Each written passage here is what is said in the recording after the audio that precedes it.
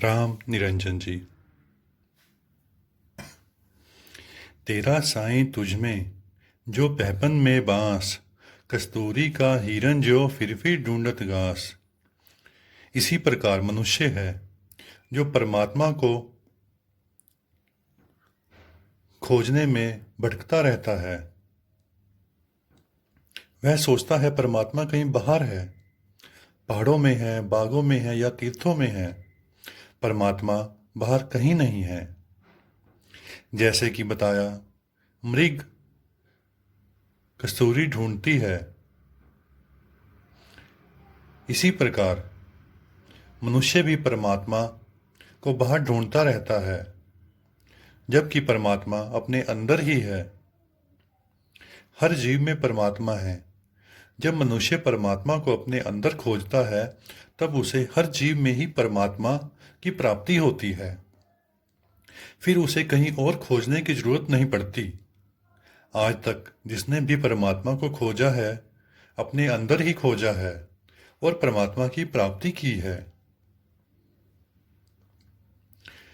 परमात्मा की प्राप्ति का कोई समय भी निश्चित नहीं है। कितने भी समय में हो सकती है, एक सेकंड में भी हो सकती है, एक वर्ष में भी हो सकती है, पर हो सकती है मनुष्य जन्म में ही आने के बाद। मनुष्य जन्म कितनी योनियों के बाद आता है।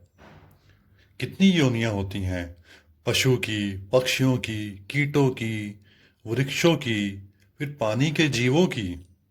इतनी योनियों के बाद ही मनुष्य जन्म की प्राप्ति होती है। मनुष्य जन्म की प्राप्ति के बाद ही हम परमात्मा को खो सकते हैं, परमात्मा को पा सकते हैं। देखो, जब बच्चा होता है, उसकी आंखें बंद होती हैं, हाथ बंद होते हैं, तो वो कितना भजन सिमरन करता होगा, कितने वादे करके आया होता है वह। परंतु इस जीव में आने के बाद, इस संसार में आने के बाद, वह सब धीरे धीरे सब छोड़ देता है। पर कुछ समय के बाद उसे एहसास भी जरूर होता है, चाहे वह 10 बरस के बाद हो या 20 बरस के बाद हो, एहसास जरूर होता है उसे।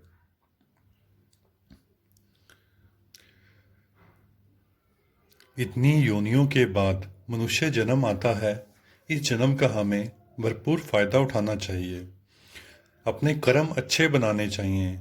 परमात्मा को खोजना है, अपने अंदर ही खोजना है, अपने अंदर से ही प्राप्ति करनी है, कहीं बाहर नहीं।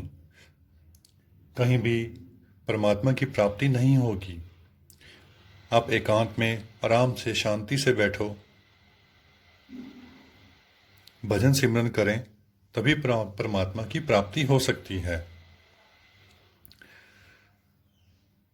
राम निरंजन जी।